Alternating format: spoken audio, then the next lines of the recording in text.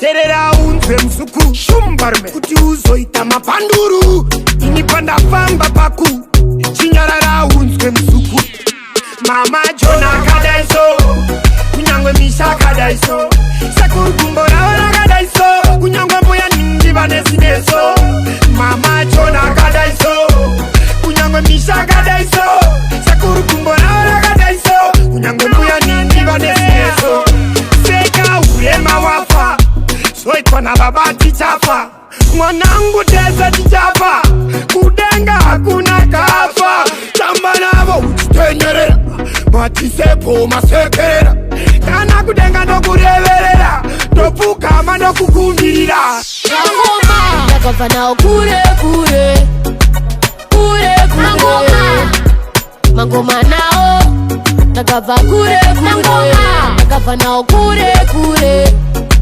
kure kure Wanishumba nao nakava kure kure nakava nao kwaganya ufu murume mutema asi muchuku zvirizve naro anovhura mabhuku assignment akaita natuku mvera tuku vakakita vachibva kumabhuku bosfu mako ndivo sabhuku mako izhanje kana shuku ndiro shuku ndakarova bhandana kana dhuku alright tatanga imwe nyaya handiti kala zitongoti ndiye mubhanditi bati enzo asikumira mahiti musharukwa vari kurwisa mabhiti tozouya kuna ndungaiti ndiye watinozongoti mekaiti vana undi vanotaura chiti ndiyo chiti tifini azviiti dzinoti daida muzongondilaika malaika after that muchibva madarika handidi kuti muzoshaika mashaika ipapo bomba roputika matsaga ndobva ndasasika fanika hembe vobva vananikwa ke madhongi vobva vangotsikwa havana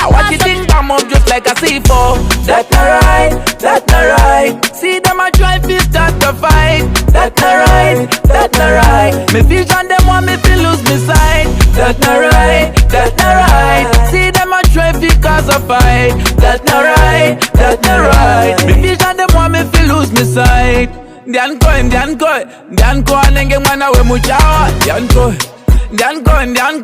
oh come him rise with a lot of power from Almighty Jehovah. Prayer and patience I know, yeah. That make them say man me no loco.